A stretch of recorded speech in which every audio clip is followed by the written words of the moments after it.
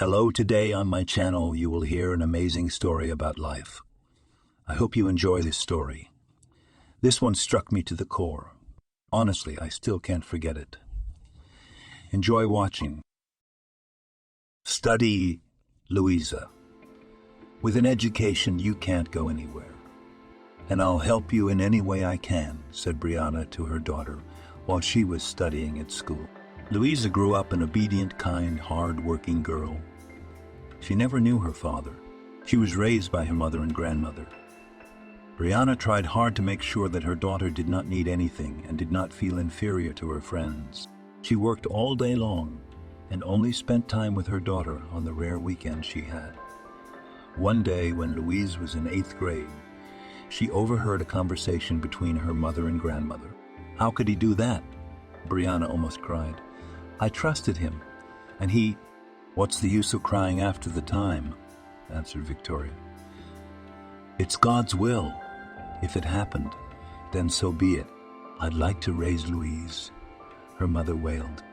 "And then there's this—" The woman kept interrupting her phrases so the girl could not understand what her grandmother and mother were saying. Suddenly, Brianna asked, "Will you stay a couple of days with Louise while I'm in the hospital?" "Don't you dare! I forbid you!" Victoria was indignant. "These are not toys. You should have thought about it before. Now don't anger God. We'll raise it. We raised Louise, and we'll raise another child." Louise dropped the textbook she was holding in her hands in surprise. Her mother came running at the sound. "What's wrong? How long have you been standing there?" she asked. "Mom, are you going to have a baby?" Ignoring her mother's question, the girl asked. "No, you misunderstood everything." The woman began to twist. "I need to go away for a while, and I asked Grandma to look after you." "Why are you lying to me?" the daughter asked. "I clearly heard Grandma say that we would raise another child." The daughter's words confused her. She flapped her eyelashes and remained silent.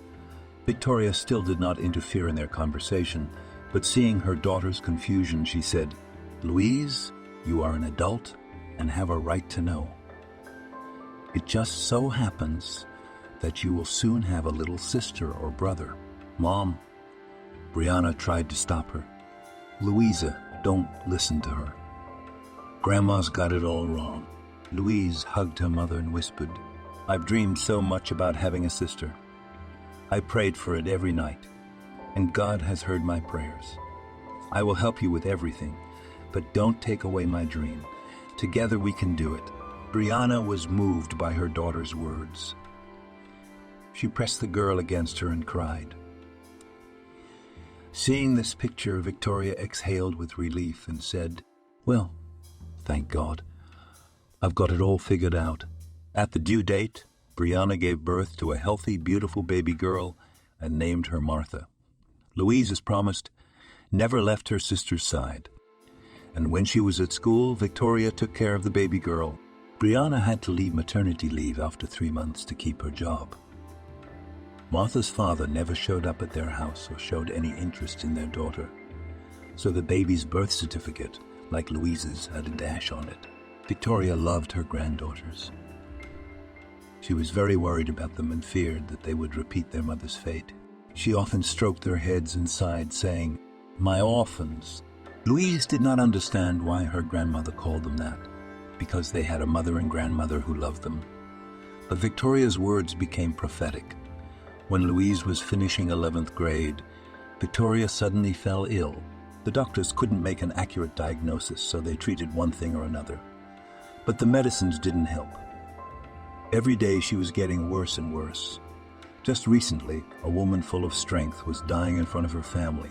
On the day when Louisa received her high school diploma, Victoria passed away. Louise wanted to go to work to help her mother raise her younger sister, but Brianna insisted that the girl continued to study. Louise entered the institute without much difficulty. Now she had less time for her sister, but she still helped her mother whenever possible. Martha grew up a bright, inquisitive, and very mobile girl. She was always happy when her sister returned from the institute and followed her around all evening. She could sit next to Olga for hours and watch her comprehend the sciences. When Martha was 5 years old, and Louise was in her 3rd year at the Institute, Brianna suddenly fell ill. Thinking that it was just a cold, the woman did not pay attention to it and continued to go to work. But every day she got worse and worse. When she got to the hospital, it was too late. She was diagnosed with a terrible disease that was incurable. Brianna burned out like a candle in 6 months. After burying her mother, Louise, who had just entered her 4th year of college, was left with a little sister in her arms. From the inheritance, they had only a 2-room apartment on the outskirts of the city, in which they lived. Having learned about the situation in the family, the guardianship and custody authorities immediately came to visit. Despite her older sister's resistance, Marta was taken to the orphanage with the words, "You are not able to support the child. You have no permanent income except for a scholarship, but that is not enough. Get a job and then come to us." For several days, Louise went door to door looking for work, and luck smiled on her. She found a job as a housekeeper in a wealthy house. The owner, a woman in her 50s, was looking for a housekeeper, but she needed references. After talking to Louise and finding out all the circumstances that had brought her to her, she took a liking to the girl and took her on probation. "If you're right for me, I won't hurt your salary, and I'll help you get your sister back," Donna promised.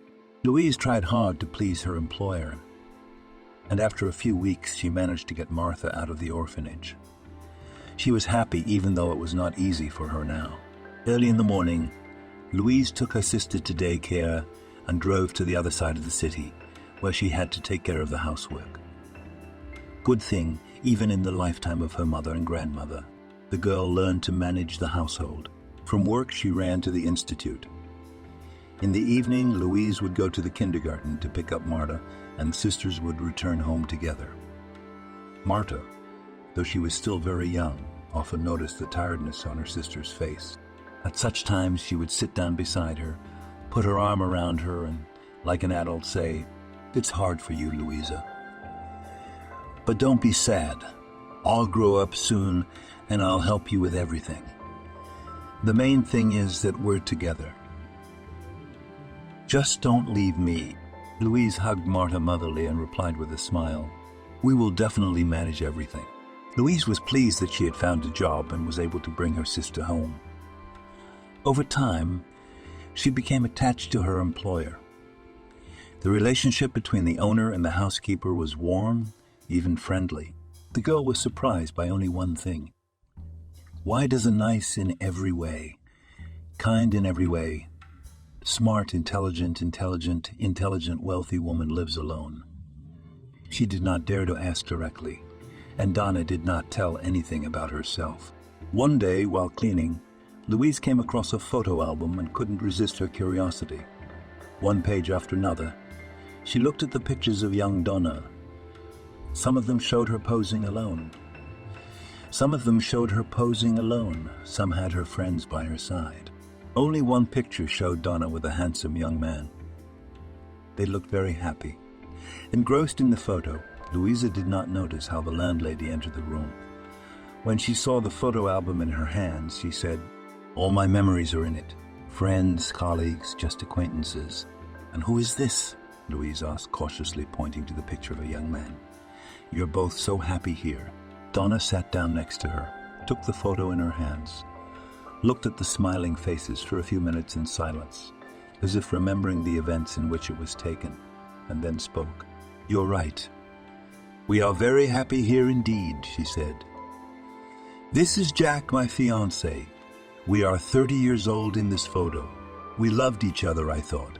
We're going to get married, making plans for the future." And then it was over in an instant. Donna was silent. Louisa felt that it was difficult for her mistress to remember the events of distant years, and even more difficult to talk about them. The girl put her arm around Donna and rested her head on her shoulder. The woman smiled, though there was a deep sadness in her eyes. "Is he dead?" Louise tried to pull her mistress out of her memories. "Who?" Donna woke up. "Jack. No, he's fine, I guess." After a little more silence, the woman pulled herself together and continued. "A week before the wedding, I found out he was seeing someone else. What do you mean? Louise was surprised. Why get married if you love someone else? Donna smiled and looked at the housekeeper with a slight squint of her eyes. You're still young. You don't understand a lot of things. You trust people, and they often take advantage of our kindness and gullibility. By my 30s, I had already achieved a lot in life. I had my own business, which developed and brought a good income. I lived in a spacious apartment and planned to buy a house. I could already afford to go on vacation twice a year. Sergei liked all this. You bet. The girl couldn't help her emotions. He was happy to go on vacation with me, Donna continued, not paying attention to the exclamation of the housekeeper. He made plans for our future together every day. He already had a design in his head for the house we were to live in, us and our children. He dreamed of me having a child with him, or better yet, 2 or 3. He had it all figured out.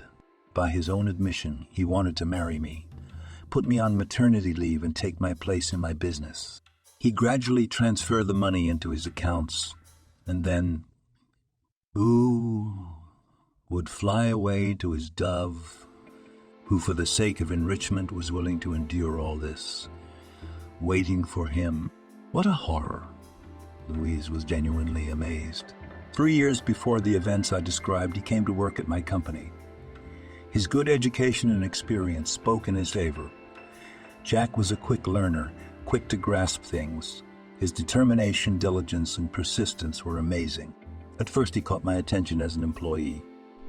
There aren't many like him. Gradually, our communication turned into a friendly one, and 2 years later, he made me an offer. I knew him only from a positive side, so I immediately agreed. Before him, I had many admirers, but in all of them, I found some flaw. Jack seemed perfect to me. It's true what they say, love is blind. When you found out about the affair, did you break up with him? Yes, I kicked him out the same day. After Sergei, no one could win your heart, Louise asked. I was already pregnant when I broke up with him, Donna admitted. I found out that day and rushed home to make my fiancé happy. But the surprise didn't work. He brought his mistress to my apartment. The woman was still surprised by her fiancé's insolence. A banal story. But it always seems to happen only in the movies or somewhere far away, but not to you. Donna summed up her story. And the baby? Louise asked. Was it born? Yes, of course it was. I had a healthy, beautiful boy at the due date, and I named him Austin. Where is he now? He's on an internship in America. He should be back soon. I admire you, Donna, Louise said with emotion. You're so strong. You made your own business. You raised your son alone, gave him a good education. Yes, I did everything for him, the woman confirmed. I felt guilty that I had deprived him of communication with his father, so I tried to fill the gap in every way I could. If clothes, shoes, then the best, branded, vacation only abroad, education only abroad, education European high. In short, I worked day and night to provide my boy with the best. He must love you very much and appreciate everything you do for him? Louise's question remained unanswered. Donna abruptly changed the subject, remembering that she had a business appointment. Louise and her sister spent the whole weekend at Donna's house. At her mistress' request, she cleaned the rooms several times, especially the one for the young master. Finally exhausted, the housekeeper said, Donna, the whole house is already shining. Don't you think you've done enough cleaning? After a second look in all the most secret corners, she agreed. All right. It looks clean, she said, and then added, Austin doesn't like the house to be dusty or cluttered. Early the next week, the mother was looking forward to her son's arrival. You don't have to come tomorrow, she told Louise the day before. Austin and I will need some alone time. It's been so long since we've seen each other. The housekeeper nodded and said goodbye. The next day after school, Louise hurried to the daycare center to pick up her sister early. The weather was overcast. It had been raining since the morning. In the afternoon, the rain stopped, but the humidity and strong wind were pervasive. Louise was standing at the bus stop waiting for the bus when a car stopped nearby. A young man got out of the car and, ignoring the people around him, headed toward the flower store behind the bus stop. Louise looked at the stranger at the door and suddenly caught herself thinking, "Lucky the girl he's going to marry will be lucky." Without realizing what it was about him that attracted her attention, she noted his confident gait, his noble bearing, his attractive appearance, and the trail of expensive cologne that followed him drove her crazy. The young man came out of the store with a gorgeous bouquet of flowers. The thought flashed through Louise's mind again. Who is the lucky girl to whom these flowers are intended? The stranger got into the car and drove off briskly. Louise, who was standing next to him, was wet and dirty from the splashing from the wheels. The car sped away and the girl stood there, almost crying, trying to clean herself up. First pleasant impression, which at first left a young man, was spoiled. The next morning Louise came to work. To her surprise, Donna was in no hurry to go anywhere. She was sitting on the living room couch drinking coffee, the aroma of which wafted throughout the house. Saying hello to her hostess, the girl asked in surprise, "Are you alone? And where is your son?" "He is still asleep," answered the woman, and took a sip of the fragrant drink. "You don't have to go up to the second floor today. Wipe the dust in the living room and wash the dishes left over from last night's dinner." Louise went to the dining room.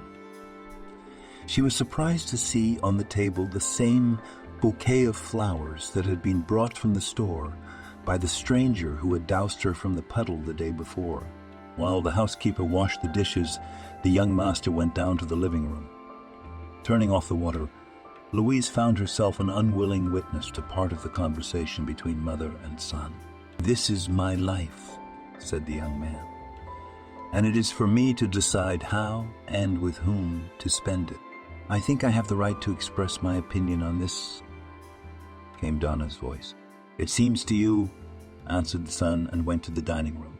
When he crossed the threshold, the young man stood up in surprise. It was the stranger with the bouquet. "And who are you?" he asked, not very kindly. "Louise," she introduced herself.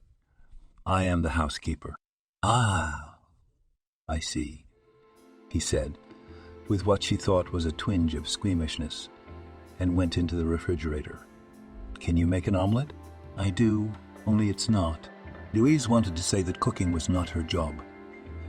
She preferred to cook her own food, but the young man did not want to hear her out. Apparently it was not in his habits. "Then make it quick," he said. "I don't have much time." Louise didn't want to spoil her relationship with the landlady's son, so she took out a frying pan and began to fry an omelet. She often made this dish for breakfast in the mornings, so it was as good as a professional cook.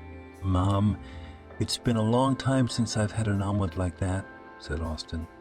"You surprised me." "Thank you." Louise realized that she was pleased with Austin's praise. At that moment, Donna entered the dining room.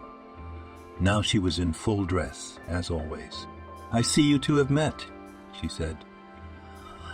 "Thank you, Louise, for breakfast. You can be free. But don't forget to dust the living room."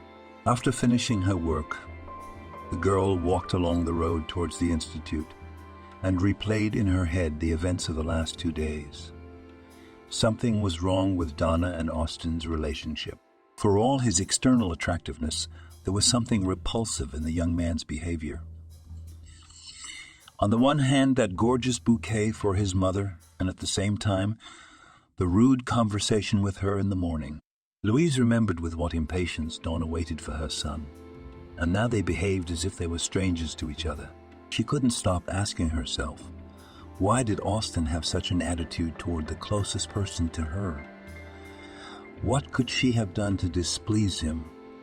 And what were they arguing about in the living room? A familiar voice interrupted her thought process. Louise turned her head and saw Austin sitting behind the wheel of the very car that had doused her the day before. He was smiling with his mouth full of white teeth like a Hollywood actor. While Louise was gathering her thoughts, the young man repeated his question. "How far are you going? I can give you a ride." "No, thank you," she replied. "I'm almost there." "Well, as you wish."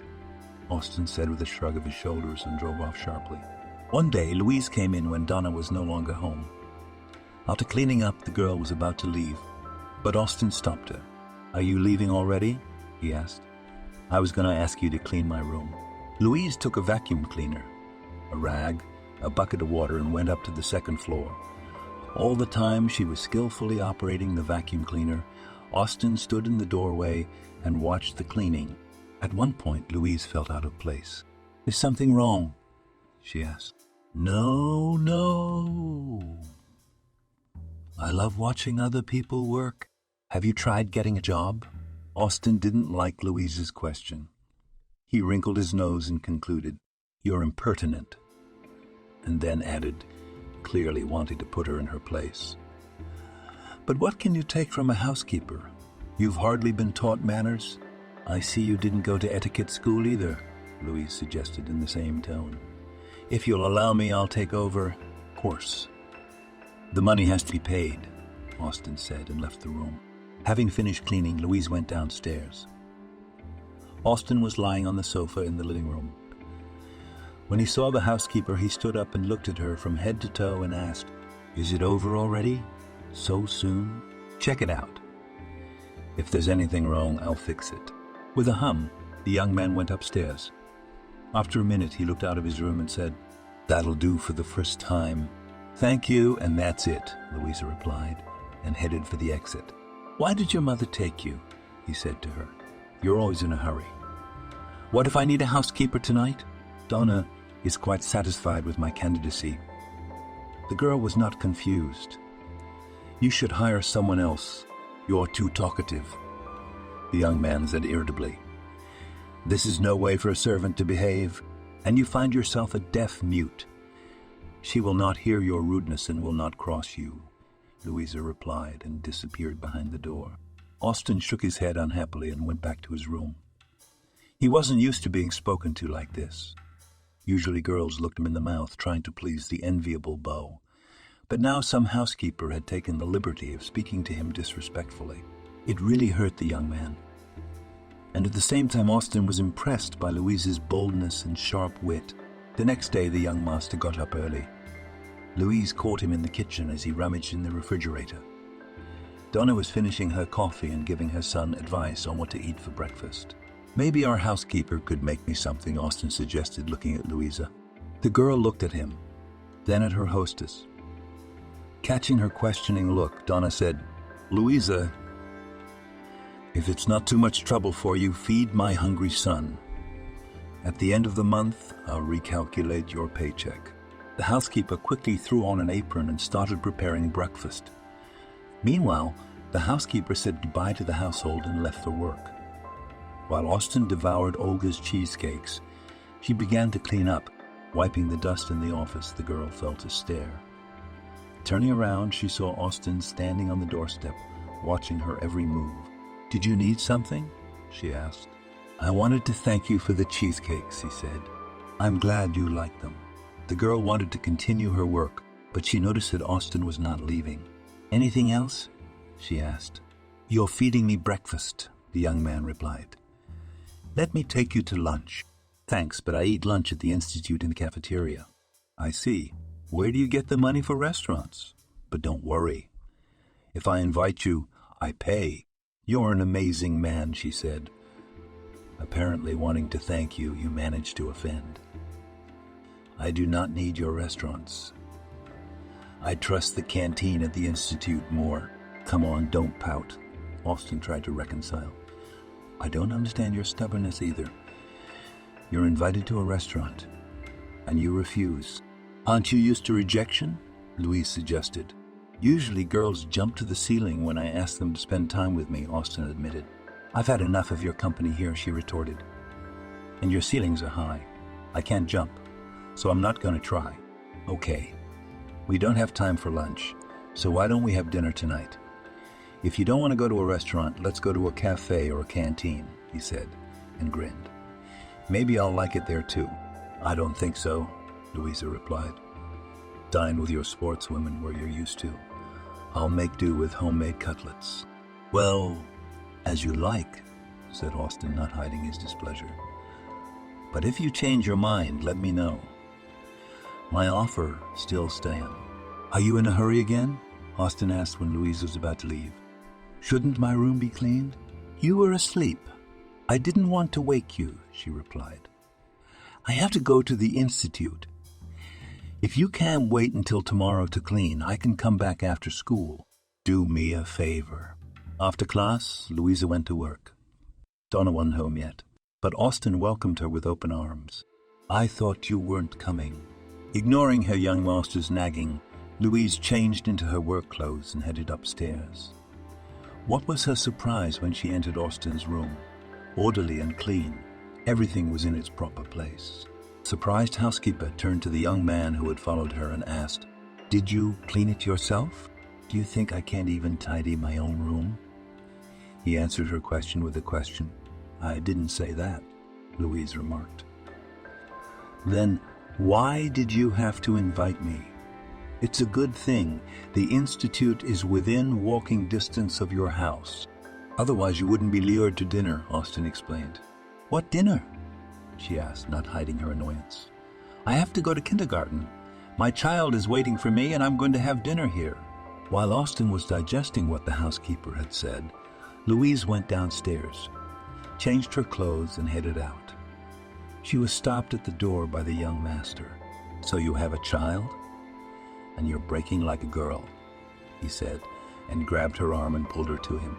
Louise didn't have time to realize what was happening when Austin pressed her against the wall and started kissing her. The girl tried to resist, but the forces were unequal. With one hand, the guy held her arms, and the other was already getting under her skirt. Let me go, Louise demanded. I'll tell Donna everything. And I'll tell her that you attacked me, Austin replied with a sneer in his voice. Who is she going to believe? Her son or some cleaning lady? Let me go, she said, trying to get away. Don't you have enough groupies? What do you need me for? The girl's fierce resistance made the young man even more eager. His kisses became more and more demanding, and his hands roamed all over her body. In one motion, Austin pulled Louise down onto the couch and began to undo the buttons of her blouse. There are a lot of admirers, but they get boring, he admitted in a burst of passion. They're just a whistle away, and you're not like that. Then let me go, Louisa begged. I don't want to be like this. Austin had no time to say anything when his mother's voice came from behind him. What's going on here? She asked menacingly. Austin jumped up from the sofa like a scalded man and said, smoothing his hair and clothes with his hands, I didn't hear you come in. I noticed, Donna parried. So what's going on here? Louise rose to follow Austin. Burning with shame, she hid her eyes and tried to tidy her clothes. Excuse me, Donna, the housekeeper said in a low voice. She wanted to explain the situation, but Austin interrupted her. Mom, we're adults to answer to you, he said. It seemed to me that Louise did not enjoy your caresses. You imagined it, replied the young man. No, I didn't, Louisa interrupted him. I'm sorry, Donna, but I'm not going to work in your house anymore. I took a job as a housekeeper. It's not my job to please your son. You have nothing to apologize to me for, said the landlady. I'm the one who needs to apologize to you. Go home, we'll talk tomorrow.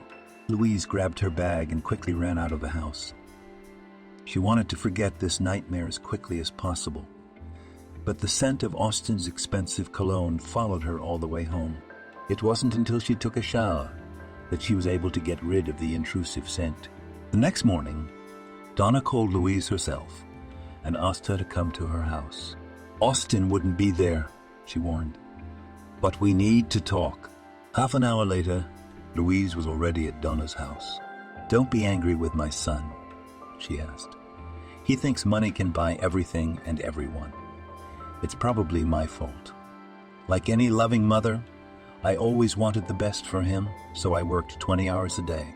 Austin was left to his own devices. When he was little, he had a nanny, but when he grew up and became independent, that's when the problem started. As is often the case when parents are very busy, the teenager got involved with a bad company fell in love with a girl who at that time was already on the record in the police. The boy, who for 7 years of schooling had shown great promise, seemed to be replaced. He became rude, left home, skipped lessons at school. Persuasion and pleas didn't work.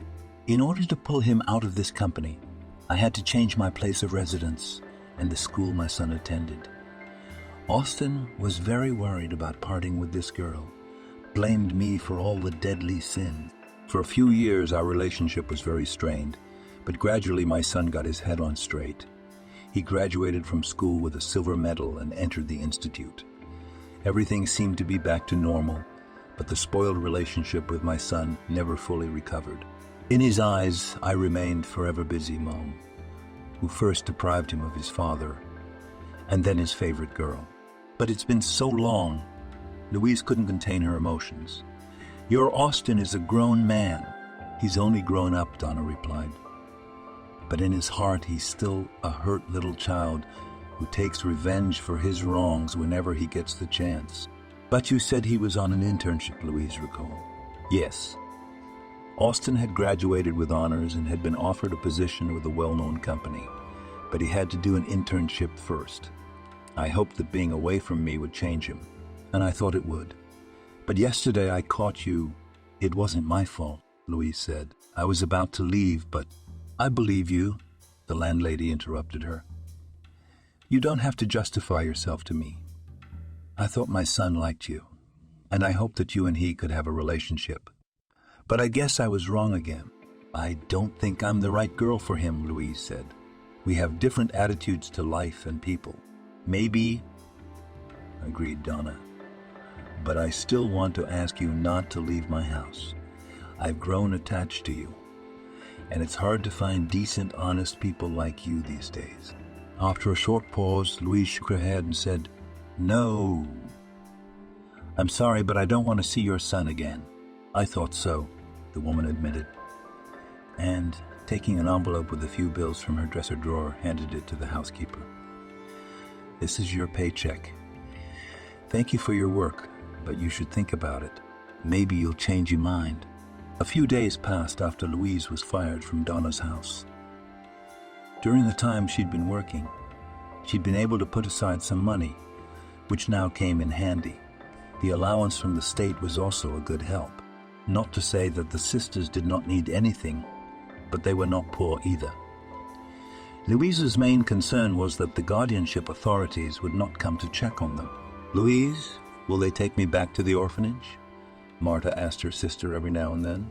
No, they won't, Louisa answered. I'll find another job soon, but in a pinch, I'll go to Donna. She promised to help.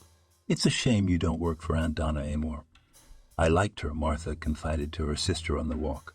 I liked her too, agreed Louise. But unfortunately, we can't always do what we want to do. Why don't we visit her? Martha suggested it. She won't kick us out, will she? She won't, confirmed her big sister. But let's do it some other time. Why some other time? Suddenly a man's voice came from behind the sisters sitting on the bench. Maman will be glad to see you. The girls turned around. Austin was standing behind them with a bouquet in his hands. Hearing the familiar voice, Louise flinched. All these days she had been trying to forget about the incident, and she certainly hadn't expected to see him in the yard of her own house. Who are you? Martha inquired. The young man walked around the bench and squatted down in front of the girl, extended his hand to her and introduced himself. Uncle Austin. What's your name? Martha, she answered cheerfully, and pointing to the flowers asked, And who are these for? Your mom, the man said, and handed the bouquet to Louise. My mom is dead and Louise is my sister, the girl explained. Martha's words confused Austin. I'm sorry. He turned to Martha. I didn't know. What are you doing here? Louise asked, making it clear that she was not happy to see him. I came to apologize for my behavior. I don't know what came over me. Take these flowers as a token of reconciliation. I forgive you, but I won't take the flowers, Louisa replied and went home. Louisa, I was going to ask you to come back to work. No, I promised to behave. I'm not sure you know anything about decorum. Everybody can make mistakes, Austin said in his defense. But you have to be able to forgive. I said I forgave you, the girl reminded him. But I'm not going to work for you anymore. What can I do to make you change your mind? Why such persistence? I'm sure there will be a lot of people willing to take my place. By the way, maybe they'll be more cooperative. Austin, who was not accustomed to long persuasion, could hardly contain his irritation. I wouldn't have insisted if it hadn't been for my mother, he admitted. Louise is the best. Martha stood up for her sister. The young man looked at the girl and then back at the former housekeeper. Think it over, he said. We won't hurt your wages. Putting the bouquet on the bench, Austin walked quickly to the car. In a minute, he was already behind the house. Martha looked at him and said, What a nasty uncle. Did you leave Aunt Donna because of him? Yes, she admitted. I didn't like him at first either. It's a shame you don't work there anymore, Martha said on the way home. The sisters never returned to the subject again. But it didn't take Austin long. A couple of days later, he met Louise after school. Are you following me? She asked irritably. Finally, you stopped yelling at me, the young man remarked. Why did you come here? Louise repeated the question. I wanted to see if you had changed your mind. No. That's a pity. Mama's having a hard time. Austin paused, as if waiting for a clarifying question, but when he didn't, he continued. I was hoping your return would get her back on her feet quickly. What does that mean? Louise didn't understand. Didn't I say? Maman stumbled on the porch and fell and broke her leg. Now she's sitting at home telling me every minute how bad I am. Why didn't you tell me this before? The girl got worried. Are you driving? We're in the car, Austin replied with a smirk. Will you even get in my car? If you don't mind, Louise said, and followed him. Austin turned the key in the ignition and pressed the gas pedal. The car squealed and sped forward like a rocket. Louise's breath caught in her throat. Don't be afraid. I'll take you home like an airplane, the driver promised. The main thing is not to take off early, she replied, holding tightly to the handle. And you with humor, noted the young man, and grinned. Soon the car pulled up outside Donna's house. Austin got out of the car and called out to his mother, but no one answered. Stepping over the threshold of the house, he shouted, Maman, look who I brought you.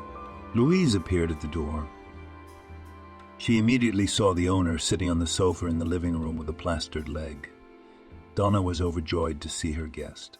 What a surprise, she exclaimed. Unexpected but very pleasant. Have you changed your mind and decided to come back? Come in? Well, why are you standing on the doorstep like a stranger? Donna was genuinely happy to see Louisa.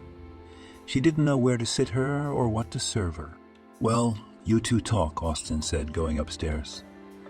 When you go home, he said to Louise, call me. I'll drive you. Thank you, she replied, but I know the way. I'll drive myself. As you wish. The landlady and the former housekeeper sat over a cup of tea and talked like good old friends.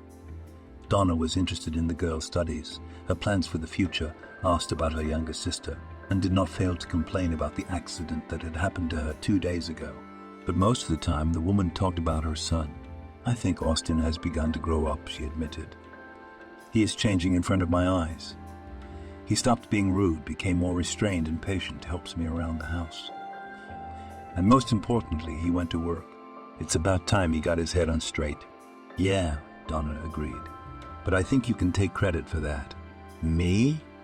Louise was surprised. You're exaggerating.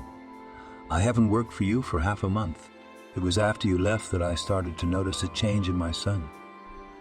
Maybe he's fallen in love with you. Donna, don't make this up. I'm just a servant for your son. A cleaning lady. Men like him don't even look at men like me. And frankly, I'm not crazy about Austin. You should look at him, though. Mom said. He's not bad at heart. Austin was great when he was a kid. If it hadn't been for his exposure to bad company. I understand, Louise interrupted her. Like a loving mother, you idealize your child. But Austin's grown up now, and he has to take responsibility for his actions. You're right, Louise. You're absolutely right. But everyone can make mistakes. Give him a chance. I see the way he looks at you.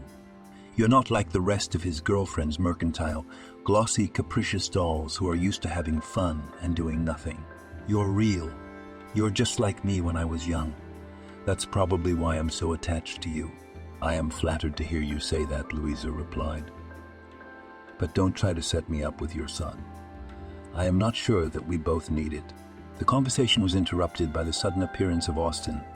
Glancing at the clock on the wall, he asked the guest, "Aren't you going to be late for kindergarten?" Louise jumped up like a scolded woman. "Oh, I'd forgotten all about the time," she confessed. "Donna, get well. I'll visit you again with your permission." "Well, maybe you can come back to us at least for a while," the landlady asked, "until I get better." Louise was taken by surprise by her landlady's request. She didn't want to see Austin every day, but she couldn't say no to someone in need. "Okay, I'll go to work tomorrow," she promised and headed for the exit. "Can I give you a ride after all?" Austin asked. "I'm going your way. I won't bother you," he promised and grinned. "Come on, Louise." Donna joined in. "You'll have a long ride on public transportation, and the daycare center will be closed by then." "All right," she said, and followed Austin. Almost the whole way, the young people drove in silence. Stopping near the garden, Austin suddenly asked, "I do not understand why you have taken on all this trouble. You yourself are not yet firmly on your feet, and then there is your sister. Where am I supposed to put her?" Louise asked. "Well, there are boarding schools, orphanages," he began to enumerate. "I have no doubt that if you were in my place, you would have done the same thing. I love my sister. But you probably don't understand that." She was about to get out of the car, but Austin stopped her. "Why are you making a monster of me? I thought I already apologized for my behavior. I just wanted to say that it's hard to carry a baby on your own, especially in your situation." "Yes," Louise agreed. "It's a difficult position to be in. But Martha's my sister, and I'm the only one she's got. She has no one else to rely on. I will never abandon or betray her." "That is commendable," said Austin, with his usual grin. "You've decided to put your youth on her, and then she'll grow up and won't thank you for it. You shouldn't judge people by themselves." "Not everyone grows up ungrateful," Louise retorted. "I don't do it for thanks. Perhaps I need it more than she does. But you don't understand that." Louise got out of the car and headed for the kindergarten. Austin stared after her until she disappeared around the corner. The housekeeper's words had hurt his ego. He hated to hear that he was an ungrateful, insensitive man. But she was right about something. Pressing the gas pedal, he drove off briskly and quickly disappeared. All the way he pondered Louise's words and analyzed his life. So far, everything had suited him. Austin considered himself a reasonably intelligent, educated, well-bred man. He was in demand with the opposite sex and authority among friends. He was used to people looking at his mouth and fawning over him. And here's some girl who knew nothing about his life, constantly wiping his nose. On the one hand, he found himself thinking that he liked Louise. Unlike the others, she did not ingratiate herself with him. On the contrary, she openly expressed her opinion. But at the same time, that was what annoyed him about her. Sometimes Austin felt that his mother's housekeeper thought too much of herself. The man, engrossed in his thoughts, did not notice that he had reached the house. Once inside, he saw that his mother was still sitting in the same place. At some point, the man felt his heart squeeze. "Mom, do you need help?" he asked. Donna flinched in surprise. "No," she said, and then suddenly added, "This is the first time you've called me Mom in a long time." "I've been in a long time.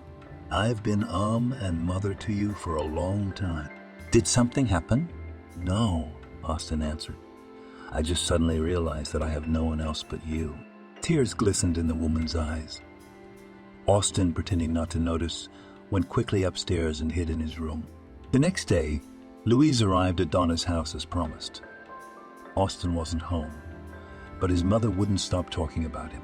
"You know, Austin's changed a lot since he met you. I think you're having a very positive effect on him, she shared with the housekeeper. Don't exaggerate, Donna, the girl asked. I don't take any credit for it. It's just that people change. Your son must have realized that you are the closest and dearest person to him. Having finished cleaning, Louisa said goodbye to the landlady and went to the institute. After class, she got an unexpected surprise. Austin met her on the way to the bus stop. He was holding a small but beautiful bouquet. Hi, these are for you, he said, and handed them to Louise. At times like this, Louise felt awkward. She still didn't trust Austin. It seemed to her that a man could not have changed so dramatically in such a short time. It's unnecessary, she said, looking at flowers. Why did you come here? First of all, the flowers are a thank you for my mother. Thank you for helping her. Second, stop yelling at me. I'm only 5 years older than you. You don't have to thank me for something I do with heart and pleasure, especially not for free. Give those flowers to Donna. You again? Austin looked at the girl reproachfully. I will stop howling if you promise not to come to my institute with flowers anymore, she said. I don't want my classmates to start gossiping about me. What's wrong with a girl's boyfriend coming to pick her up, he asked. You're not my boyfriend, Louise reminded him. All right, agreed the young man. I promise not to compromise you again. Just take this bouquet. Austin grinned his trademark smile and replied, I promise to drive slowly and deliver it safely on time. Okay, Louise gave in. One last time. The young man headed towards Austin's automobile. To the girl's surprise, he was as gallant and attentive as ever. Ahead of her by a few steps, the man opened the door in front of the passenger and kindly offered her his hand. It did not go unnoticed by Louise. At this time, Austin drove the car slowly and carefully. At some point, it seemed to her that there was a completely different person beside her.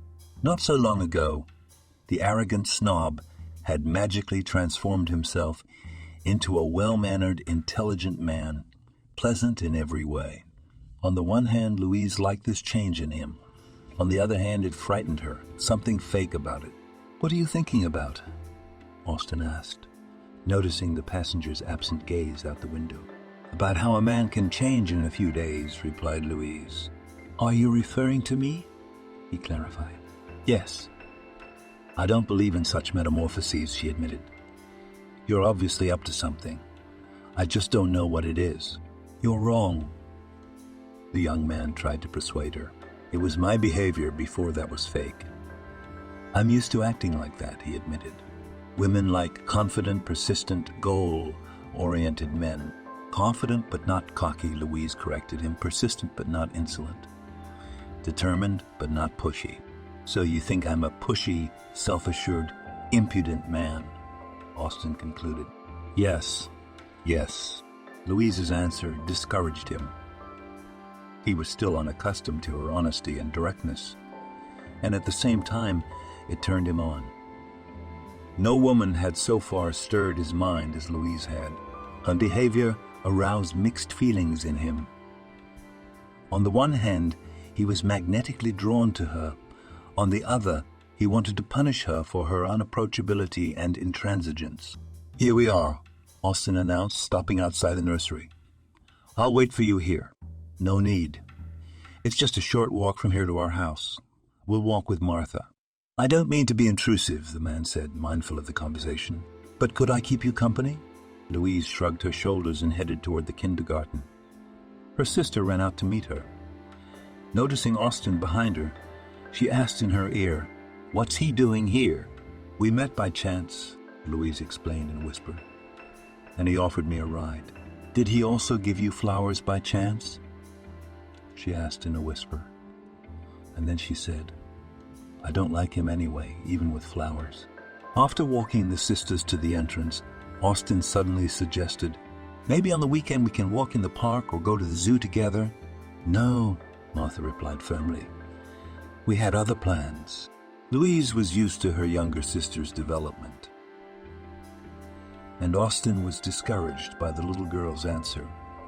But quickly gathering his thoughts, he asked, "Do you have dolls?" "Lots," Martha replied. "Do they have their own dollhouse?" After a short pause, the girl said, "No, they live in my and Louise's house."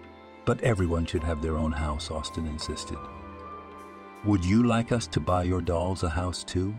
The pause dragged on. Martha could feel the thought process going on in her head. Like any girl, she wanted a dollhouse, but she still didn't trust Austin. Realizing the reason for the silence, the man turned to Louise. "Do you mind if I give your sister a gift as a sign of reconciliation?" "I'm not sure it's right or necessary. Let's skip the expensive gifts. I'm about to get my first paycheck," the man said. "I'd like to spend it on something nice." Louise wanted to reply, but Austin beat her to it, adding, "I promise I won't neglect my mom." "But that was unnecessary," she insisted. "Thank you for the ride and for seeing her off," she said, and taking her sister's hand in hers, she disappeared down the driveway. On the morning of the day off, the girls were in no hurry. They had no special plan, so they lay in their beds and talked. Suddenly, the doorbell rang.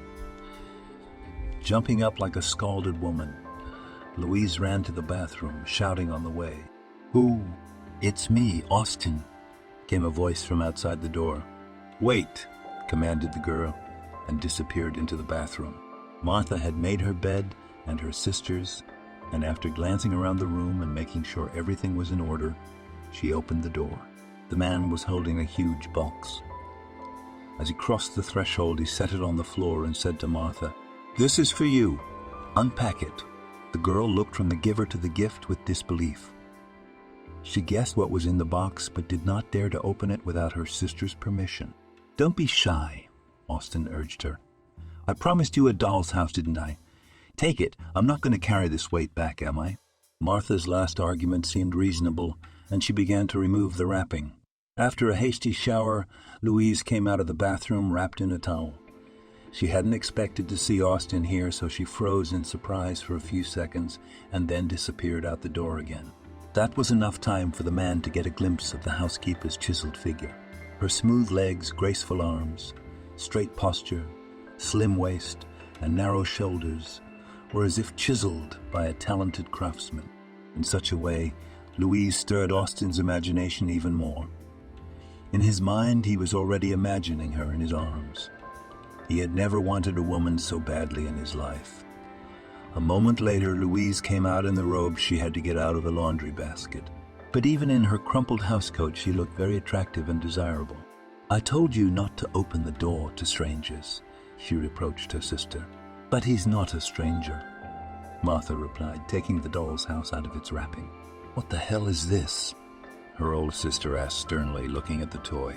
"Now my dolls will have their own house," the girl said happily. "It's too expensive," Louisa said. "We can't accept it." Martha, engrossed in the toy, did not even react to her sister's words. "But I'm not going to take it back to the store," Austin replied. "They won't take it back without its wrapping. Look how happy your sister is. Can't you take it away from her?"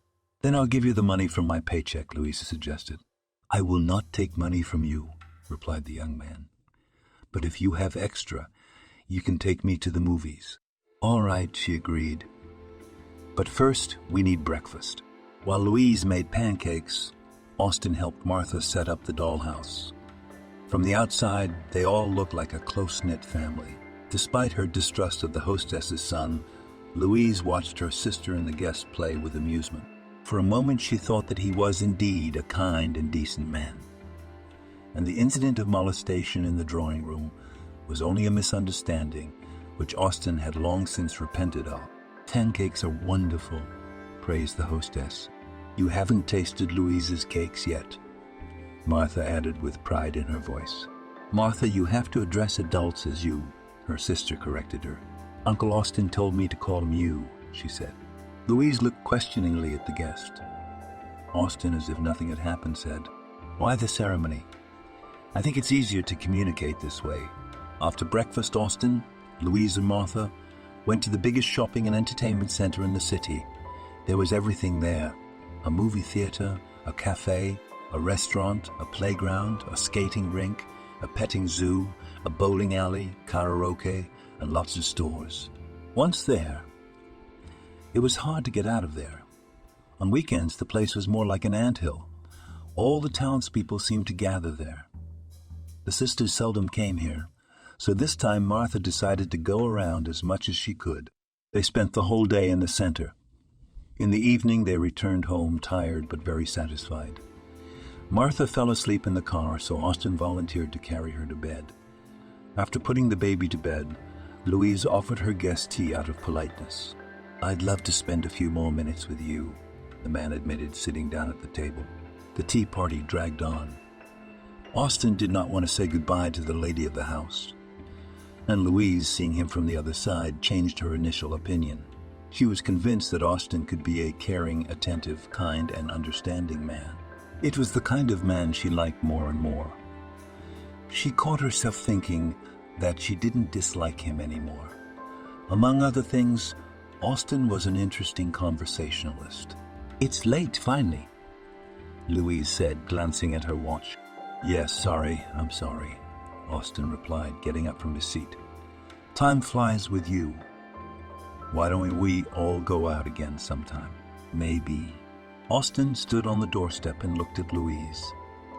He wanted to kiss her desperately, but he was afraid of ruining the relationship he had just established. Shuffling from foot to foot like a schoolboy, he decided to ask, "Can I kiss you?" Instantly, the girl's cheeks flushed. She wanted to say no, but her tongue wouldn't listen to her.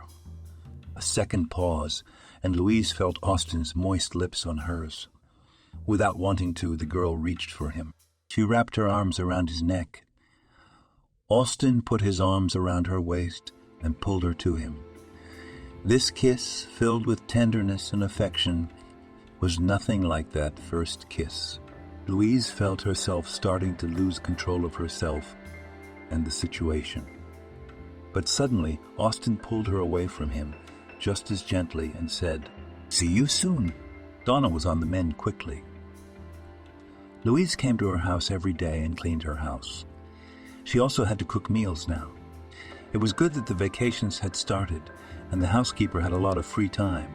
Martha became a frequent visitor to Donna's house, who was happy to spend time with her while Louise did her chores. Austin rushed home every day after work to spend time with Louise. Donna noticed her son's rapprochement with the housekeeper and did not hide her joy about it. "I think Austin has seriously fallen in love with you," she once shared with Louise.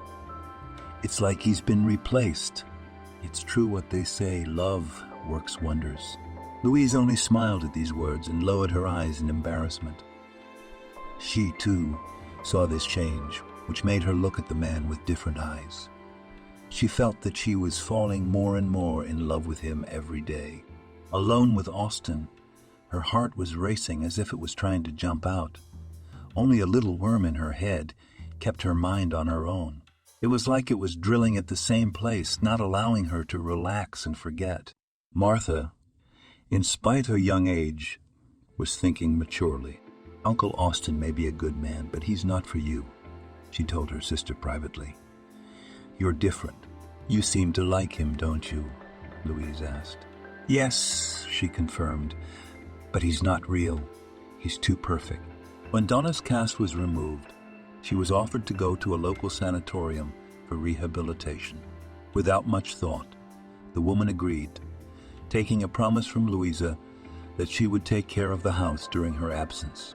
"Maybe Marta could come with me," the landlady suggested it. "It would be a nice change of scenery for the girl, and I wouldn't be bored."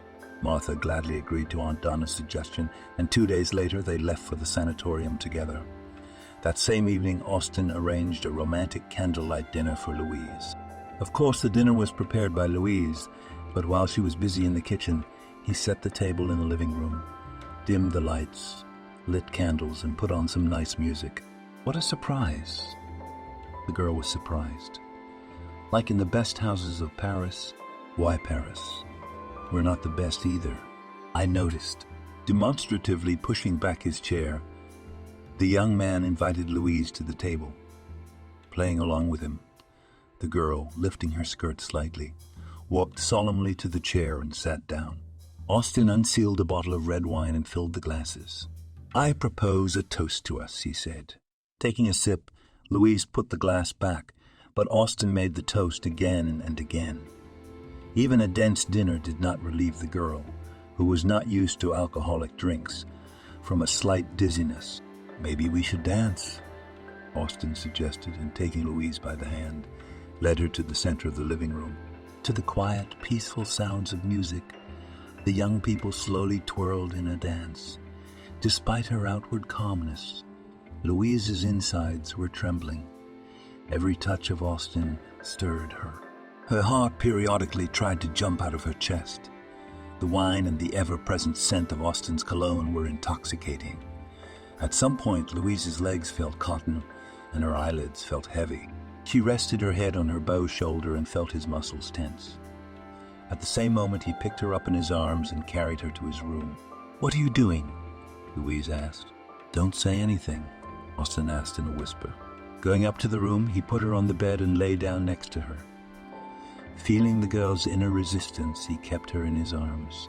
"I want you to be mine," he whispered, and kissed her. This time his kiss was longer and more demanding than all the previous ones. Louise gasped with desire. That little worm that had been keeping her down until now had disappeared without a trace. She could no longer think or analyze what was happening. She just wanted to enjoy the moment. Louise gave free rein to her feelings and desires. The girl wrapped her two arms around the man's neck and whispered, "Yes, yes." She didn't notice when Austin took off her clothes. In those rare moments of consciousness, Louise only noticed that he was gentle with her. Then, like a wild animal, rushed at his prey. The pain and fear faded into the background as Austin whispered sweet words in her ear. Never before had she experienced such a flurry of feelings all at once. She felt like she was going to burst, but she didn't. Unable to contain herself any longer, she moaned. From time to time, her moans turned to screams and then back to silence. Soon, her inner trembling spilled outward. Louise was shaking, as if from the cold. Her whole body was whimpering. It was not obeying her. Suddenly, Austin's rapid, rhythmic movements became slower, until finally they stopped altogether. With a deep exhalation, the man collapsed beside her. Silence hung in the room. Louise's consciousness suddenly cleared. She slowly pulled the blanket over her, shamefully covering herself. Austin lay with his eyes closed and said nothing. Finally, after a few minutes, he got up and headed for the bathroom.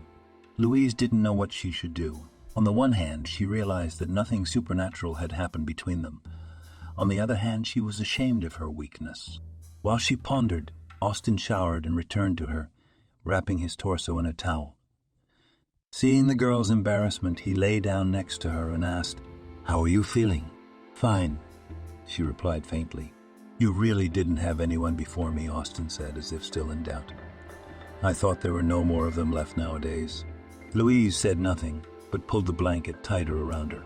"I'm going to get some water," Austin said. "Would you like some?" The girl nodded and, after waiting for him to leave the room, headed for the bathroom. Standing under the shower, she could still feel Austin's touches and kisses on her body. The recent events flashed through her mind, and his voice echoed in her ears. The warm water gradually brought Louise to her senses. Wrapping a large terry towel around herself, she stepped out of the bathroom. Austin was sprawled out on the bed on top of the blanket, looking at her intently. He had his trademark smirk on his face, which made her uncomfortable. But in the next second, Austin smiled and, patting the vacant spot on the bed next to him, said affectionately, "Come to my place, pretty girl." Louise crouched down next to him on the bed, uncomplainingly. Austin put his arm around her shoulders and drew her to him and kissed her. "You're hot," he said jokingly. "I didn't expect you to be so passionate. Would you mind doing it again sometime?" Donna and Martha had been at the sanitarium for 2 weeks.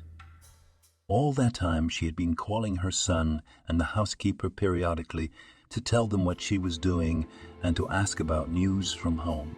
Austin went to work every day, and Louise returned to her studies after a short rest. She was still doing chores, but now she often stayed overnight at Donna's house. Ever since Louise had become close to Austin, she had missed him. He was late from work for a good reason, or he had a meeting with friends, or he had to visit a sick boss. Soon, Donna and Martha returned home. The girl had a lot of impressions. She told her sister about the wonderful time she had spent with Aunt Donna at the sanatorium. Louise was happy for her, but she couldn't hide her worries about the changes in her life from her hostess. "Tell me what's going on with you and Austin," the woman asked when she was alone with the housekeeper. "Everything is fine," Louise replied, embarrassed by her question. "You don't have to lie to me," Donna asked. "I was happy to learn that you had started a relationship with my son, but I don't see joy in your eyes." "I'm glad," Louise said, "but I think Austin's been spending less time with me. I think he's gotten colder." "Don't make it up," Donna reassured her. "It's just that men can't devote themselves to a woman completely. It's us women who dissolve into them when we fall in love." Louise continued to run the household at Austin's mother's house. But after her return, she no longer stayed overnight. Austin didn't insist. After seeing Louise home, he would go about his business and often return well past midnight. Donna did not like her son's late nights out, but she did not give him away, hoping that he would come to his senses and change.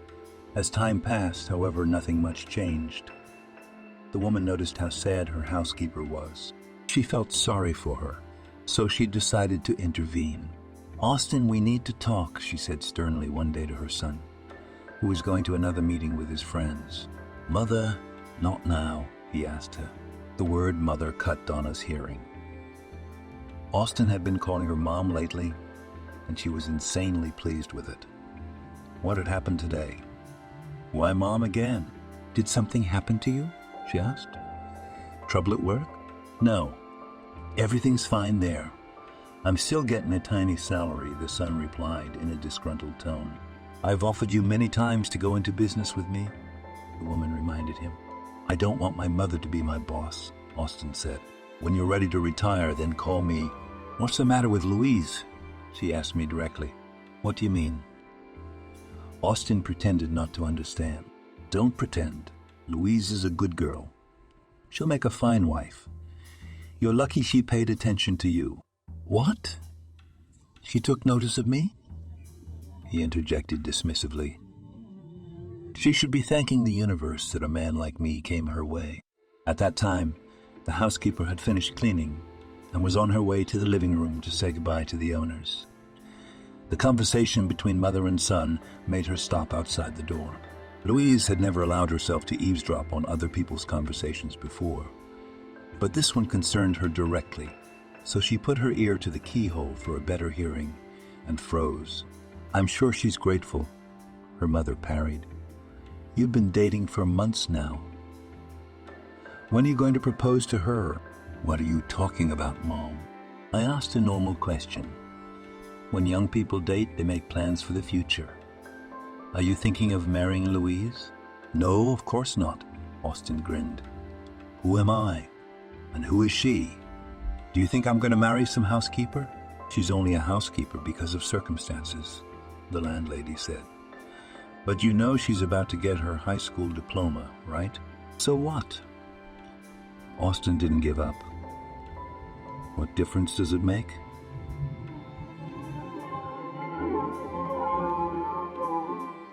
"With big boobs and empty heads," Donna got angry. "I wish she was. There's no shame in going out with them." "Austin, I had a better opinion of you," she admitted. "I thought you were a smart, serious, forward-thinking man, and you still can't get over it." "Mother, don't lecture me," he asked.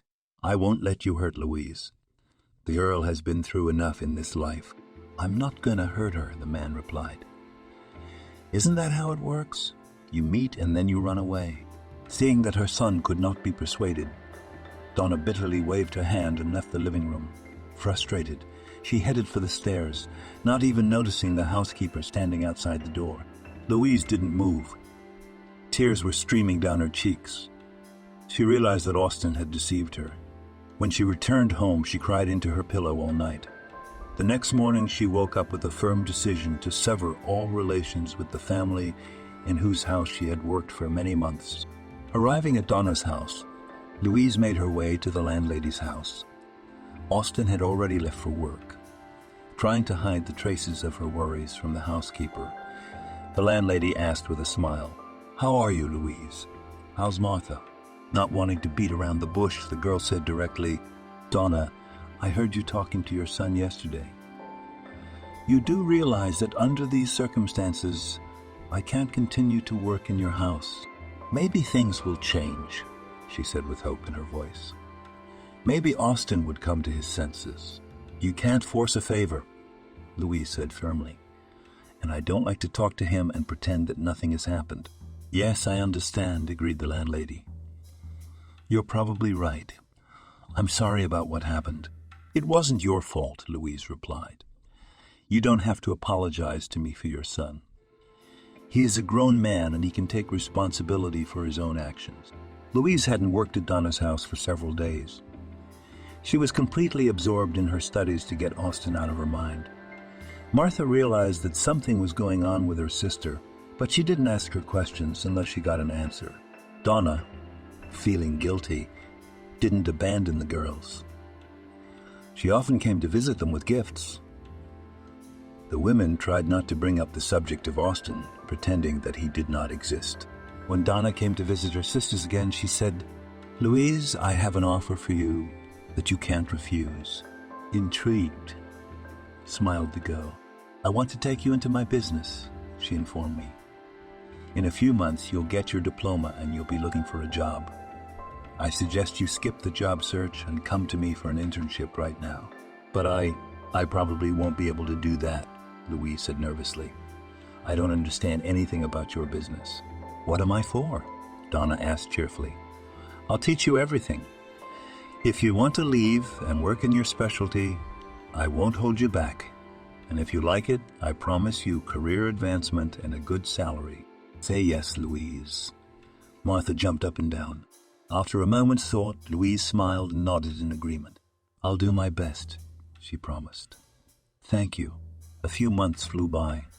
All this time, Louise was writing her thesis and interning at Donna's company. The former owner, now director, was pleased with the new employee. Louise was a quick learner. She quickly joined the team and earned the respect of her colleagues.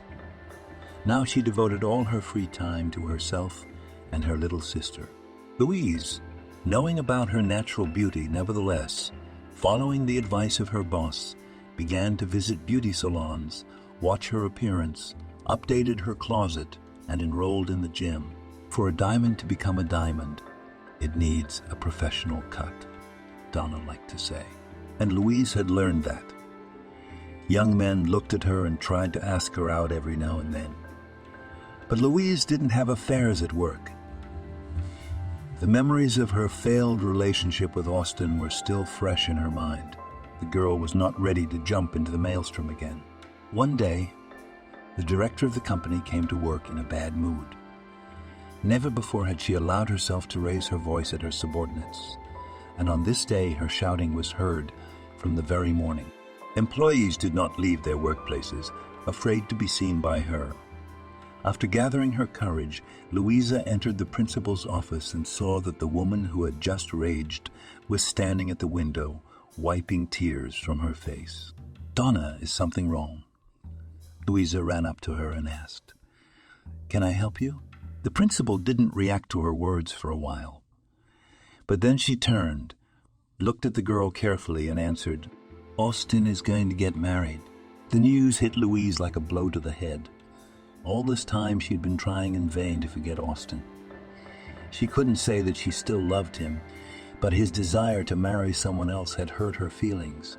Louise swallowed the lump in her throat and said as calmly as she could, "It had to happen sometime.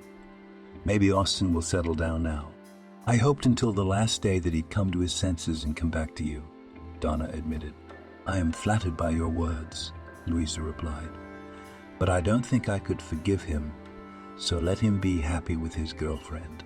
The headmistress hugged the girl and smiled with sadness in her eyes. What a pity my son never realized what gold he had lost. From now on, Louisa spent a lot of time in the principal's office. Donna wanted to share her worries about the upcoming celebration with someone, and she found no better listener than Louise. The last thing she wanted to know was the details of the preparations for Austin's marriage, but she didn't dare to tell his mother, so she listened to her stories for hours. It was clear from Donna's remarks that she wasn't happy with her daughter-in-law.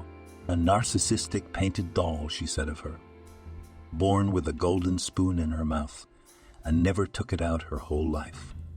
Her father spoiled her, instilled in her that everything is bought and sold, and when he was gone, he died 3 years ago. His wife, a slacker, spent all his $1 million fortune on lovers. Now, with no one to help her, she decides to set up her daughter.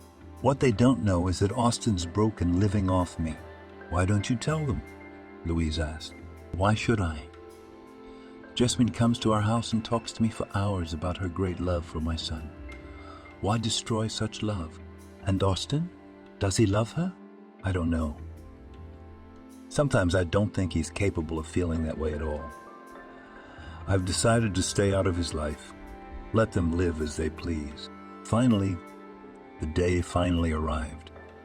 Despite Donna's pleas for a low-key wedding celebration, the young couple feasted on the world. Of course, it was not without the financial support of mothers. Donna immediately warned her son that the wedding and the wedding gift will be her last investment in him. And the mother of the bride collected the remnants of the untold wealth of her deceased husband and gave them to her daughter's wedding on the condition that after marriage, she will return everything to her with more than enough. After the festivities, the newlyweds went on a wedding trip, which Donna gave them, and she herself returned to work.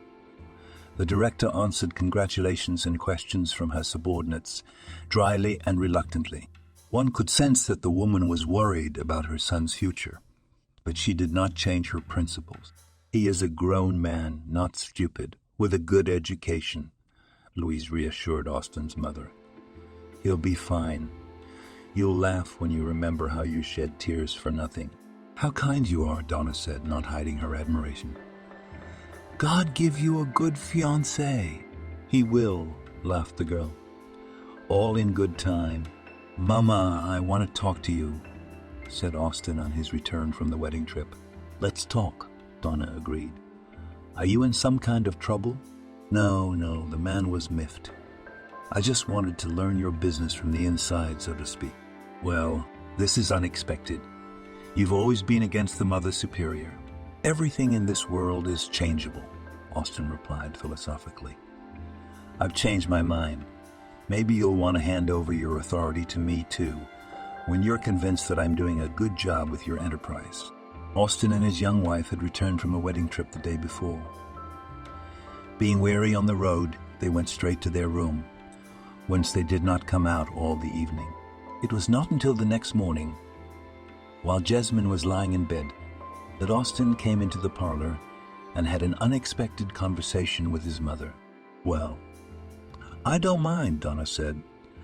My business is going to be lambasted by you anyway, so it's better to get into it beforehand. When are you planning on going to work? Oh, we could do it today. I don't think I'll get into the process right away, so first I'll get to know the staff. Get used to the office. Mother grinned and looked at her watch and said, Then you have 15 minutes. I don't like my employee to be late. I'll wait for you at the car. While Austin searched for a clean iron shirt, the time for packing was over. He kissed his sleeping wife at the last moment and got into the car with his mother, who had already left. I didn't even have time for breakfast, he complained. Why didn't your wife see you off? The woman asked. Jasmine is still asleep. Doesn't she have to go to work today? Maman, what are you doing? Austin grinned. In her family, women don't work. Ours do, Donna retorted. Or does she think I'm going to feed and clothe her for the rest of her life? I will. Austin stood up for his lady. I'll be able to provide for my woman and then for my children. And what will your woman do? Home. A wife's duty is to keep the hearth and bear children." Donna looked at her son in silence and continued to follow the road. Soon they arrived at the factory. Austin walked in step with his mother, trying to establish himself as a strict boss in front of his subordinates from the first minutes. He had been to his parents' kingdom many times as a teenager, but then he had been here as a guest, and now he had come with the purpose of taking the throne. Practically nothing had changed here, Austin noticed. Just more employees. Yes, production is expanding. Business is booming, Donna agreed. With the right management, it's a profitable business. We're here. Where? Austin didn't understand. Your office, if memory serves, is on the top floor. I thought I'd be sitting next to you. Sitting, my dear son, is not going to work, she replied. If you're here to work, you'll have to work hard. I'm used to being alone in my office. Here is your workplace. The director pointed to a vacant desk among the other desks, where the employees were working. Austin glanced around the large workshop and looked at his mother with a puzzled look. You're not going to put me in the shop, are you? He asked. You wanted to get to know the production from the inside, she reminded him. When you master the technology, I will transfer you to the quality department. Mom, but I'm your son. Austin was indignant. You're my employee here, the director replied, turned around and walked toward the stairs. If something is unclear, ask your colleagues. The man did not argue with his mother, deciding to continue the conversation in the evening at home. It was not until lunchtime that he managed to have breakfast and lunch. Sitting at the table with a bored look, he watched the workers. Suddenly his gaze stopped on a very elegant young woman. It was clear from her demeanor and mannerisms that she held not a small position in this enterprise. Mesmerized by her beauty and grace, Austin did not immediately recognize the well-groomed, blooming young woman as Louise. He had, of course, heard from his mother that she had invited her former housekeeper to join her at the company, but he had not expected to see such a change in her. There was not a trace of that simpleton left. She walked with a confident stride, responding to the greetings of the employees with a slight nod. Austin, as if mesmerized, did not take his eyes off her. The episodes of their dates suddenly appeared in his mind. He remembered how he'd pursued her, and once he'd gotten her, he'd lost interest. It seemed to him that he even remembered the taste and smell of the food she cooked. "Have you had lunch yet?" came his mother's voice from upstairs. Looking up, Austin saw his mother and nodded to her. She put the tray of food on the table and sat down across from her son. "Have you changed your mind about working at my company?" she asked. Austin looked at Louise and asked, "Who does your housekeeper work here?" "You mean Louise?" the woman clarified. "She's my right-hand woman. I don't know how I managed without her. When I'm away, she runs the place." "Wow, so some housekeeper is the boss and the director's son is just a laborer." Louise learned the manufacturing process from scratch, and she's a quick study, Donna said. "If you try as hard as she did, you'll soon have your own office." Austin wasn't excited about the prospect. He'd assumed he'd be in charge right away, but he'd miscalculated. If it hadn't been for his wife, he would have left his mother that very day. But Jasmine insisted that it was time for him to take the whole business into his own hands, not to depend on his mother. So the man got up and headed into the shop to his workplace. "Hello, dear." Met Jasmine, her husband, after the first day of work at the new place. "How are you doing?" "Normal," Austin replied in a tired voice. "What are we having for dinner tonight?" "I thought we were going out to a restaurant to celebrate your first day as boss." "Jasmine, what restaurant? What boss?" "I don't think I've ever been as tired as I am today." "What were you doing?" the girl asked. "Working, so we're not going to the restaurant," she said, stretching her lips. "Well, what is it, Mistress?" "Set the table." Donna, who had just entered the house, asked and went to her room. After changing her clothes, she went down to the dining room and, seeing the empty table, asked, "Are we having dinner tonight?" "Mom," Jasmine suggested we celebrate my new assignment at the restaurant, Austin said. "What's there to celebrate?" The woman was surprised. When you become a boss, then we'll celebrate. Until then, I see no reason to celebrate. I do not understand, admitted Jessamine. And now you are what, if not the boss? And now your husband is an ordinary employee in the shop, explained his mother. A good boss is the one who rose to his post from below. The mother-in-law's answer dumbfounded her daughter-in-law. In-law. At first she stood with her mouth open and silently flapped her eyes, and then she grinned. My husband's a laborer. Yes, Donna confirmed. You can be proud of him. He's a hard worker. What have you been doing all day? I went to my mom's. And then I went to the beauty parlor with her. I just got back, said Jessamine. I'm really tired and hungry. Why don't we go to a restaurant after all? Austin looked at his mother, but she turned and went into the kitchen. Jessamine, he turned to his wife.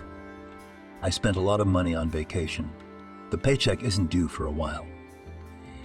If we go to the restaurant now, we'll be broke by the end of the month. What are you talking about? She asked with irritation in her voice. I married one of the richest men in town. And now you're telling me that we don't have any money? You know what kind of spending we've been doing for the last month, don't you? My card isn't unlimited. Ask your mother. She won't refuse her only son. I'm not sure that's a good idea, Austin replied. We're adults and we have to support ourselves. She doesn't have to support us. She's got a good job. Jessamine was indignant, referring to her mother-in-law. She earns so much money and lives with her son.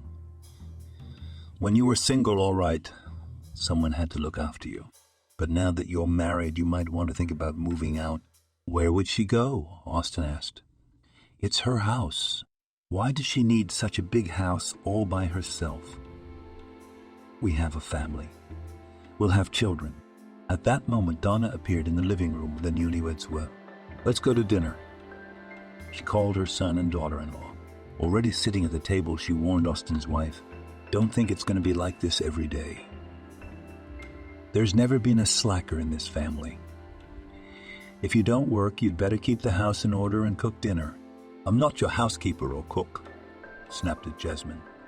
I'm not going to ruin my manicure and hands by scrubbing your floors. Donna looked questioningly at her son, then at her daughter-in-law. What did you get married for? Donna asked. It is the husband's duty to provide for his wife. And what is the wife's duty? Austin's mother asked. The mother-in-law's question stumped Jessamine. She shifted her gaze from her husband to her mother-in-law and tried in vain to find the right words. Finally, the girl gathered her thoughts and answered, It is the wife's duty to bear and bring up children. Good, said Donna. And who will feed and wash them? There should be a housekeeper for that, reasoned Jessamine. In case you haven't noticed. We don't have a housekeeper, replied her mother-in-law. I've been doing the housework myself so far. I think I can still make myself a bowl of soup and iron a dress, but I won't take care of my son anymore. He has a wife now. If you hire a housekeeper, I won't mind, but you'll have to pay for it yourself. After dinner, Donna washed the dishes and went to her room, leaving the newlyweds alone. I don't think your mother likes me, Jessamine concluded. She's always trying to embarrass me in front of you. Don't make it up. Austin stood up for his mother. It's just that she wants to keep you busy. I see. I don't think we're going to get along in this house together. We should give her a hint about moving out. Why don't you talk to your mother? Talking to her wouldn't be a problem, Austin said. I just don't want you and me to have to look for an apartment. Long sleep, son, remarked Donna, putting on her jacket and heading for the exit. You're leaving already, Austin clarified. Aren't you going to wait for me? I warned you. I don't like it when employees are late, and I'm never late myself, her mother replied, and disappeared out the door. Austin, disgruntled, wandered into the kitchen. The table was empty, and there was nothing in the refrigerator that looked like a cooked breakfast. Deciding to grab a snack on his way to work, he slammed the refrigerator door shut and went to his room. His spouse was sleeping like a baby. Austin looked in the closet and found no iron shirt. Jessamine, he called to his wife quietly. Iron my shirt. The girl only rolled over to the other side. Jessamine, he repeated louder. I have nothing to go to work in. The wife opened her eyes, stretched, and replied with a smile, Then don't go. She reached out her arms to her husband and pulled him into bed, wrapping him in her arms. Austin didn't resist much. He liked it when Jesmond was gentle and affectionate with him. After lying in bed with his wife, Austin looked at his watch and realized that he was finally late for work. That's great, he said, getting out of bed, but Mom won't like my absences. I could end up unemployed. Oh, come on. Jesmond grinned, grumbles and will return. She won't kick out her only son. You don't know my mother well. You're just like a little delinquent child, laughed Jesmond. Maybe we'd better go out. You've completely stopped taking me to restaurants. I explained everything to you. We have no money now. After these words, the girl became furious. I don't want to hear it. I married a millionaire and he turned out to be a starving man. Either you talk to your mother today and dot all the I's and dot all the E's and dot all the I's, or... Jesmond paused to think of the second option, or I'll have to do it. Austin didn't show up for work until lunchtime. The principal immediately called him into her office. It was clear from her stern look and stern tone that there was no good news. When she was alone with her son, she said, You asked to work for me. I kindly agreed, brought you to the enterprise, explained all the procedures, but you decided they didn't concern you. If you've changed your mind, I won't hold you back. Just write your notice and go. Austin assumed that this was the format of their conversation, so he prepared himself morally. Mama, he said to her in a calm voice, let's not be too hasty. I'm your only heir, so sooner or later you'll have to hand over the reins to me. Why all this circus with a simple laborer, then a foreman, and so on? Everyone should be in their place. I didn't go to university, so I can work as a laborer. If it weren't for these, as you say, simple laborers, you wouldn't be living in a huge house now and eating caviar sandwiches. Speaking of sandwiches, Austin caught on. I'm late today because I spent a long time making breakfast and ironing my shirt. Why doesn't your wife cook and iron for you? I thought you said the husband was the provider and the wife the keeper. Jesmond does not feel like a mistress in our house, complained Austin. And I can understand that. You can't have two mistresses in the same kitchen. I agree. So think about a separate place to live. That way, maybe your Jesmond will be a better hostess sooner. Austin realized that the conversation was not going the way he wanted it to, so he decided to leave. His mother stopped him on the doorstep. And think about the job. And for today's absenteeism, I will deduct from your salary. Only when he left the principal's office, Austin gave vent to his feelings. What a mother. When I was a kid, she was at work 24 hours a day, and now she's taking over my upbringing. It's too late for that. We'll see who'll be the first to come begging for help. You're not getting any younger. He turned to her in his heart. And you're not taking your business with you. And when you're having a hard time coping, you'll call me yourself. Are you all right? A familiar voice pulled him out of his thoughts. Austin looked up and saw Louise in front of him. She was walking toward the principal with a stack of file folders. The girl looked at him as if he were a stranger. Not a single muscle on her face trembled. Austin even thought that she might not have recognized him. Louise? You look good? He perked up. How are you? Thank you, the girl replied calmly. I'm doing fine. And you? I thought you looked upset. You seemed upset. Well, okay. She shrugged her shoulders and continued on her way. Wait, Austin called out to her. Why don't we meet tonight? We can sit and talk. No, Louise said firmly. I don't date married men. And there's nothing to talk about. Without waiting for the former suitor's answer, the girl went to the principal's office. Austin stood and watched her, miniature as if chiseled by the hand of a master, elegantly dressed in expensive stiletto shoes. She walked down the corridor, swaying her hips. The young man could not take his eyes off her. As if mesmerized, he looked at her and remembered the nights he had spent with her. Pretty girl. On an exhalation said an unfamiliar male voice behind him. I can't take my eyes off her. Austin looked at the man in his work uniform with disdain and replied, nothing much, and to close the subject added, and you go where you're going. Married life was getting more and more stressful for Austin. This was not how he had envisioned it. Jesmine was always demanding money, and his mother wouldn't give him a penny on principle. Previously, Austin's salary was enough for fun and partying. All other expenses were completely on his mother. Now he had to support himself and his wife. And, as it turned out, his salary was not enough for all that. Austin, since we moved in, you've stopped spending time with me, my wife complained. Why don't we go to a club tonight? Jesmine, what club? I work from morning till night, and I barely have enough money to make ends meet. How long are you going to be your mother's apprentice? Asked the disgruntled wife. You can't make a deal with your own mother. I already have, Austin replied with irritation in his voice. You couldn't live in her house on your own, so we moved out. You can forget about clubs and restaurants now. All set. Jesmine was indignant. Your mother showed us from the very beginning that we are unnecessary. She was trying to get us to move into a rented apartment. If you'd done anything around the house, none of this would have happened. So it's all my fault. Well, I'm sorry.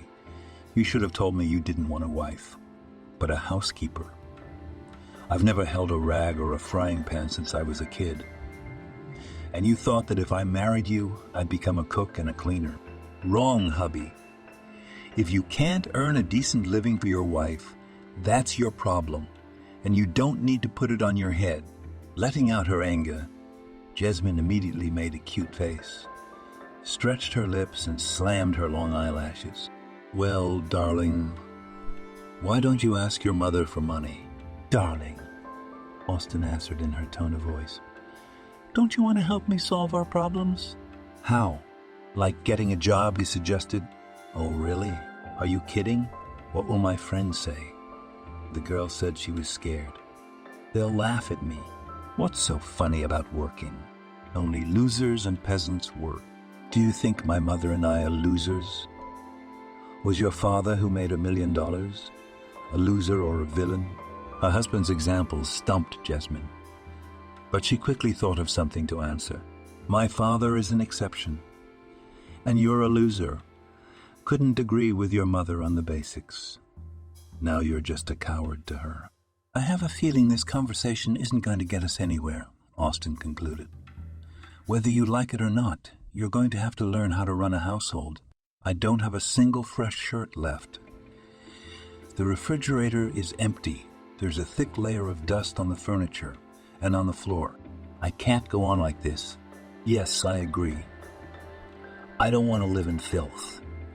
I'm sick of eating your scrambled eggs in store. Bought dumplings. I'm going to my mom's. When you get rich, call me. Jesmine gathered her things and left, slamming the door loudly. Austin didn't hold her back, figuring that without her, it would be easier for him to go back to his mother's house and maybe get her to make him his deputy, and he hadn't miscalculated. Donna, after listening to her son's sob story about his wife leaving him, decided to give him a second chance. She trusted him to run the business for the duration of her business trip. Donna had been planning to open a branch in another city for years. Now she was on her way to take care of it locally. She left Louise to look after Austin. The girl had studied the details of production during her work, and now she could understand all the nuances as well as the owner of the enterprise. Sometimes Donna would say in her heart of hearts, I wish you were my daughter. You and I would have broken mountains together. After his mother's departure, Austin returned to her home and the same day did not fail to tell the news to his wife. Jesmine had been living in her parents' house for a few days, but did not know how to move out. Her mother brought another, Alphonse Lubovnik, with whom she squandered the rest of her husband's fortune. She gradually sold off expensive furniture, her jewelry, and talked about selling the car and the house. To her daughter's unhappy reproaches, she answered the same thing. You first lived with your husband as many years as I lived. make him earn the same fortune as your father earned, and then dispose of it. When she learned of the change in Austin's life, Jasmine rushed to him the same day. "We must take advantage of the situation," she instructed her husband. "Now you have access to your mother's money. You can transfer a small amount from the company account to your own account, which will be enough for us at first. And gradually you will gain her trust and take over the reins. Do you think it's so easy to withdraw money from the company's account?" Austin doubted his wife's words. "I'm sure it won't be that easy for you," she replied. "You're a smart, educated man. And who would notice a small amount of money in such a huge enterprise? Besides, no one will dare say anything to you. You are the son of the owner, and therefore the future director." Austin didn't like his wife's idea, but she had a good point. Of course, he was entitled to his mother's money, and there might never be a better opportunity. After a little thought, the man decided to act. He realized that the old employees who had worked at the company since its founding, he did not help him. But among the newcomers there was a young man, arrogant for the reward. After a few days, Austin and his wife could afford to hire a housekeeper, make a few new clothes, even pay off the debt to his mother Jasmine. Now they could go to clubs and dine in restaurants. To Louise's questions, Austin answered in a commanding voice, "Don't poke your nose where it doesn't belong. This is my mother's business, which means it's mine." "I think Donna should know about it," the assistant said. "She knows," the young man assured her. "And you're just jealous. You didn't want to meet me, and now you're biting your elbows. But I'm not vindictive. My offer still stands. Why don't we have dinner tonight?" "I don't think your wife would like that," Louise replied. "I don't think she's expecting me for dinner." Every day, Austin became more into the role of the boss. He spoke disrespectfully and in a commanding tone to his subordinates, was late for work, or even didn't show up at all. He constantly needed money for his beautiful life, and now he knew where to get it. Austin and Jasmine never denied themselves anything. But the beautiful life of the newlyweds did not last long.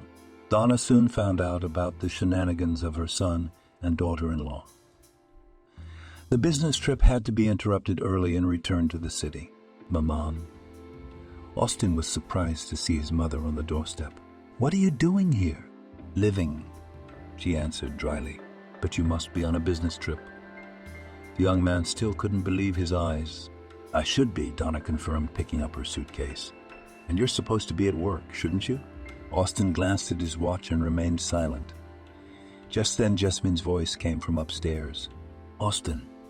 "Well, how long do you have to wait?" "I'm going to die of thirst." "Jasmine, my mom is here," Austin told his wife. 2 minutes later, his sister-in-law was already coming down the stairs to the living room. "Donna, you're back already?" she asked in an oily voice. "We weren't expecting you so early." "You mean you haven't had time to spend all Miami?" she said sternly. "I don't know what you're talking about," Jasmine retorted. "Austin is at work day and night. I hardly see him. From today, Austin will be at your complete disposal," the woman replied, and turned to her son. "You no longer work at the company."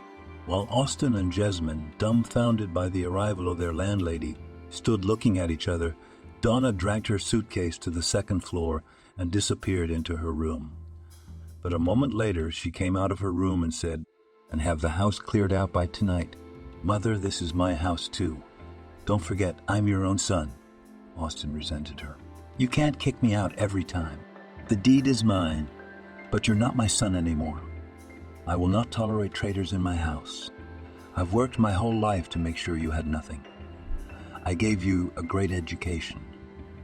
And how did you take advantage of all that? Steal from me. And then you have the nerve to tell me you're my son. Take your slacker wife and get out of my house. And if you dare disobey me, I'll file a police report on you." After the scandal, Donna locked herself in her room. Trying to distract herself from her heavy thoughts, she unpacked her suitcase, took a hot bath, and went to the company. The employees greeted her happily. "Donna, I apologize for having to distract you from important negotiations, Louisa said upon meeting her. But don't apologize, the director interrupted her. You did the right thing. A little more, and my negotiations would have become irrelevant. At that time, the chief accountant came into the director's office. Come in, Emerald. Donna invited her in. And you stay, she said to Louise. The girl remained standing where she was. The chief accountant went to the director's desk and put down a folder of papers. Here is the expense report for the entire period of your absence. Donna looked through the papers carefully, and only after studying them to the end asked, Who helped him? Darren, Emerald replied. When I went on sick leave as you instructed, he stayed on for me.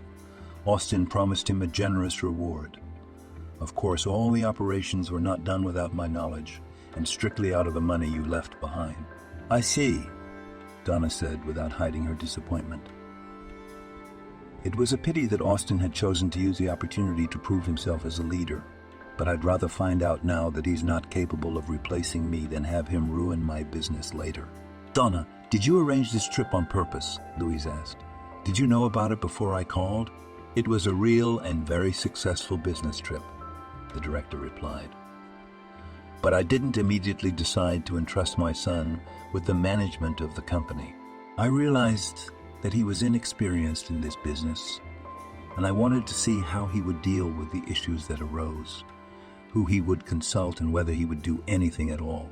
On Emerald's advice, I set aside a small amount of money for contingencies. Of course, Austin didn't know anything. It was a test. Donna sighed and added with bitterness in her voice, and he didn't pass it. For several days, the principal looked depressed and preoccupied. She was silent most of the time. When she was alone with her thoughts, she sighed often. Louise tried to stay close to her. She genuinely felt sorry for Donna. It had been a long time since they had met, and she had become a close person to the sisters. Now that the woman was alone, they supported her, for which Donna was grateful to the girls. 10 years had passed. The relationship between mother and son could hardly be called kinship. Austin lived in a rented apartment and worked in a small office in his specialty. With his wife he had long since divorced. Jasmine found a better candidate. They never had children. Louise had been married for several years and was raising a daughter.